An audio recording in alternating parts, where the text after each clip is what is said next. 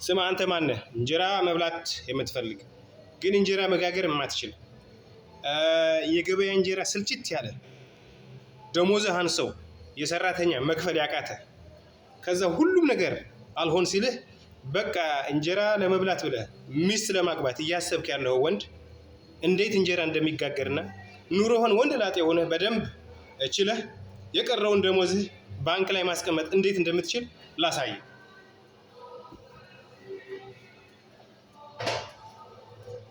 ማዞር ሊከብድህ ይችላል። ምክንያቱም እሱ የአመታት ልምድ ያስፈልግሃል።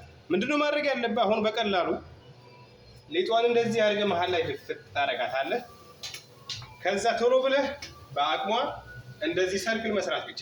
ክብ መስራት ያቅተሃል። እንደዚህ ማዞር እሱን እያየ ነው የምታደርገው። በቃ አለቀ፣ ጨረስክ። ከዛ በኋላ ምንድነው የምታደርገው? እችን ጠብቀህ አይን እስኪወጣው ድረስ መጠበቅ ትችላለህ። ይህን ታየዋለህ። ምንድነው የምታደርገው? መጠበቅ ብቻ። አትክደነው። ከከደንከው ገንፎ ይሆንብሃል።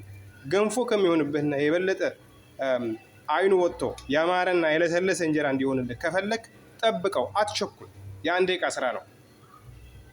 አየኸው ምን እንደሚመስል? ይሄ አይን ይወጣልሃል። ይሄ አይን አንተ አይደለህ የምትሰራው፣ ራሱ እሳቱና የሞብካቱ ሂደት ነው ይሄ ነገር የሚሰራው። ካንተ የሚጠበቀው ሊጡና ምጣዱ ማገናኘት ብቻ ነው። ተመልከት። ጨረስ አይደለ? ክድን ታደርጋታለህ። ሰከንዶች ብቻ ነው የምትጠብቀው። ምናልባት 20 ሰከንድ 30 ሰከንድ። ከዛ ምንድን ነው የሚጠበቅ? መክፈትና ስታቴን ይዘህ ማውጣት ብቻ። ከዛ በኋላ ሰራተኛን መክፈል ታቆማለህ። ካለ ጊዜ ለእንጀራ ብለህ ሚስት ማሰብ ታቆማለህ። መጀመሪያ ጥሩ ደሞዝ፣ ቀረህን ደሞዝ ባንክ ላይ ማስቀመጥ ትጀምራለህ። ቤት ትገዛለህ። ከዛ በኋላ በቂ ነገር ሲኖርህ ለእንጀራ ብለህ ሳይሆን በቃ አሁን ሁሉም ነገር አለኝ፣ ልጅ በወልድም ለልጅ የሚሆን ነገር አለኝ ብለህ ባሰብክበት ጊዜ ሚስት እንድታገባና ከእንጀራ ችግር እንድትላቀቅ ከፈለክ ይኸው አሁን ሰከንዱ ደርሶ ከፈትኩት። አንድ እጄ ካሜራ ስለያዘ በአንድ እጄ ብቻ ሳወጣው አየኸው? ይሄኛው እንደዚህ አድርጌ በአንድ እጅ ይኸው እኔ በአንድ እጅ የሰራሁት ነገር አንተ በሁለት እጅ ይከብድሃል። ምጣድ እንደዚህ ሲሆንብህ ምንድን ነው የምታደርገው? ማሰስ። ትንሽዬ ዘይት ወይም ደግሞ ቅቤ አድርገህ ወይም ደግሞ የማንኛውም ቅባት አድርገህ እዚህ ጋር የሚበላ ቅባት መሆን አለበት ወንድሜ።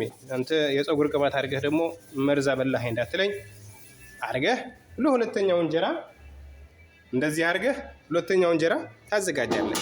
ስማ ኢትዮጵያ ውስጥ ሆነ አይ እንጀራ የሴት ስራ ነው እኔ እንዴት ሊጥ እነካለሁ ወንድነቴን የምትል ከሆነ አልቆልሃል። በድህነት ትኖራታለህ። ጥሩ እንጀራ አትበላትም። እዛው ገበያ ውስጥ እንጀራ ጋጋሪዎች እንደፈለጉ አድርገው የፈለጉ አይነት ጥሬና ዱቄት አስገብተው ጤፍ ነው ብሎ ለሚሸጡልህ እንጀራ ስትጋታት ትኖራለህ ማለት ነው።